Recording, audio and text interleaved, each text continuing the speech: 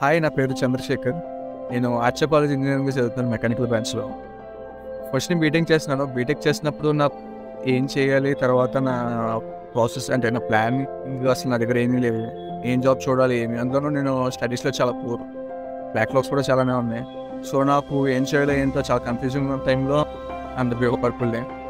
అప్పుడు సార్ చెప్పిన అన్నీ మాకు ఎందుకో చాలా ట్రస్టబుల్గా అనిపించాయి.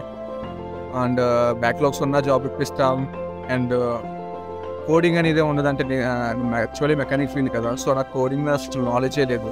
సో కోడింగ్ లేకపోయినా జాబ్ వస్తుంది అటు బ్యాక్లాగ్స్ అనేటప్పటికీ నేను చాలా సర్ప్రైజ్ ఫీల్ అయినా. First thing కైమ్ to know about the purple line. So immediately I join in. తర్వాత వచ్చేసరికి నేను జాయిన్ అయిన ఫస్ట్ వీక్లోనే నాకు కోర్సెస్ అనేవి స్టార్ట్ అయిపోయింది. ఇవన్నీ రికార్డెడ్ వీడియోస్లో ఉంటాయి. సో రికార్డెడ్ వీడియోస్లో మనం చూసుకుంటూ మనం చేసుకోవాలి. బట్ అలాగే చెప్పి పప్పులు నేను ఎప్పుడు వదిలేదు. మనల్ని వీక్లీ 2 times మనకి క్లాసెస్ చెప్తూనే ఉంటుంది, మనకి ఏ డౌట్స్ ఉన్నా. And that to specially and separately మనతో మాట్లాడుతూ ఉంటారు రెగ్యులర్గా. ఏంటి, ఎలా నడుస్తుంది, ఏమైనా డౌట్స్ ఉన్నాయా, ఎక్కడ దాకా వచ్చారు, ఇంకా ముందు ఇంప్రూవ్ చేసుకోండి, లేకపోతే ఇలా చేస్తున్నారు అని ఎప్పటికప్పుడు చెప్తూ ఉంటారు. సో అది నాకు చాలా కొత్తగా అనిపించింది, ఎందుకంటే ఏ ఇన్స్టిట్యూషన్ ఇలా చెప్పని నాకు తెలిసి.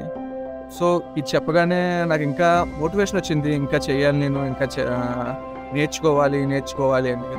అలాగే మా కోర్స్ కంప్లీట్ అయింది. తర్వాత మేము ప్రాజెక్ట్స్లోకి వచ్చాం. ఫస్ట్ ప్రాజెక్ట్ వచ్చేటప్పటికి మాది యూఏ ప్రాజెక్ట్లో భవానీ సార్ మాకు దగ్గరుండి అసలు ఏంటి ప్రాజెక్ట్ అంటే, స్పెషల్లీ ప్రాసెస్ అంతా మనకి యాక్చువల్లీ కంపెనీలో ఎలా జరుగుతుందో అలాగే ఉంటుంది.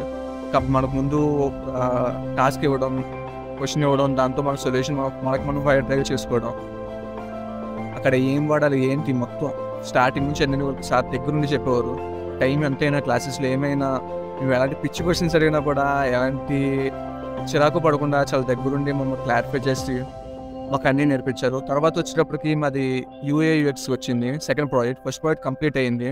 నియర్లీ 1 month 1.5 month పట్టింది. ఎందుకంటే ప్రాజెక్ట్ అనేది చిన్న విషయం కాదు కదా. దట్టు కంపెనీలో జరగడం అంత మనం నేర్చుకోవడం అనేది చాలా time taking process. But sir దగ్గర నుండి చెప్పడం వల్ల ఇంకా మాకు అది ఈజీ అయింది. తర్వాత మేము యూఏ/యూఎక్స్కి వచ్చేటప్పటికి ఇంకా మాకు కొంచెం కష్టమైంది, ఎందుకంటే ఇప్పుడు దాకా మేము నేర్చుకున్న తర్వాత యూఏఎక్స్ ఇంకా కొంచెం కష్టమైంది. అప్పుడు వెంకటేష్ సార్, భవానీ సార్ దగ్గరుండి ఇది అది అని చెప్పడం అనేది వల్ల మాకు ఆ ప్రాజెక్ట్ అవ్వడమేమో, లేదా మాకు యూఏ/యూఎక్స్ అవ్వడం మొత్తం అంతా మా మెంటర్స్ వల్లే. సో అప్పుడు మేము యూఏఎక్స్ కంప్లీట్ అయిన తర్వాత మేము ప్లేస్మెంట్స్ సెలెక్ట్ వచ్చామన్నారు. సో అప్పుడు ఇంకా టెన్షన్ ఎక్కువైంది. లైక్ మేము ఏం నేర్చుకున్నాం ఏంటో మాకు కోర్సెస్ పరంగానే ఉంది, కానీ మాకు ఎక్కడ దాకా వచ్చింది ఏంటో సీరియస్లీ మాకు తెలియదు. సో అప్పుడు మాకు మాక్ ఇంటర్వ్యూస్ పెట్టడం స్టార్ట్ చేశారు, వాళ్ళు ఉన్న టెన్షన్స్ రిలీజ్ చేయడం. అండ్ స్పెషల్లీ అప్పుడు కూడా మాకు ఇంకా డిజైన్ టాస్క్లు ఇవ్వడం, లైక్ కంపెనీస్లో ఎలా ఇస్తారు మనకి అని చేయించడం వల్ల ఆ మాక్ ఇంటర్వ్యూస్లో గట్రా ఫస్ట్ అందరం అంతగా పర్ఫామ్ చేయలేదు, మేబీ నా బ్యాచ్మేట్స్ కూడా. ఎందుకంటే మాకు ఇంటర్వ్యూస్ ఇప్పుడు చాలా కొత్త, దట్ వీఆర్ స్టూడెంట్స్ కాబట్టి మాకు అంత అలవాట్లేదు. సో దాంట్లో కూడా మా తప్పులేంటి, మేము ఇంకా ఏం చేస్తే ఇంప్రూవ్ అవుతాం అన్నీ దగ్గరుండి చెప్పి మాకు టాస్క్ ఇచ్చే ఎలా పర్ఫామ్ చేయాలో చెప్పారు. అండ్ తర్వాత ఒక 2-3 మాక్ ఇంటర్వ్యూస్ అయ్యాక మమ్మల్ని ప్లేస్మెంట్స్ కంపెనీస్ రెగ్యులర్గా పంపడం స్టార్ట్ చేశారు. అండ్ ఇప్పటికే నేను చాలా ఫెయిల్ అయ్యాను, నాకు తెలిసి 4-5-6 దాకా ఫెయిల్ అయ్యి ఉంటాను.